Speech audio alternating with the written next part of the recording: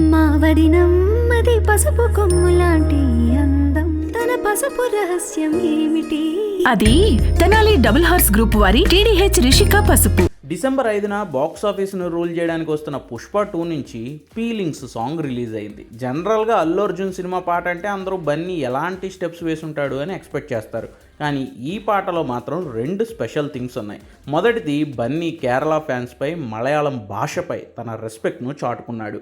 ఇవాళ రిలీజ్ అయిన ఫీలింగ్స్ పాటలో మొదట వచ్చే సాకి అన్ని భాషల్లోనూ మలయాళంలోనే ఉంటుంది.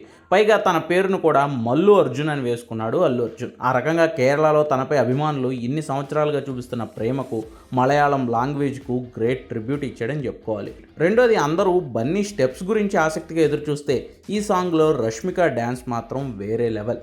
బన్నీ స్వాగ్ అండ్ స్టైల్ను మ్యాచ్ చేస్తూ ఇచ్చిపడేసింది రష్మిక. అల్లు అర్జున్కు ఏమాత్రం తగ్గకుండా ఎనర్జీతో ఇరగదీసేసింది. ఇక డిఎస్పి మ్యూజిక్ గురించి కొత్తగా చెప్పేదే ఉంది.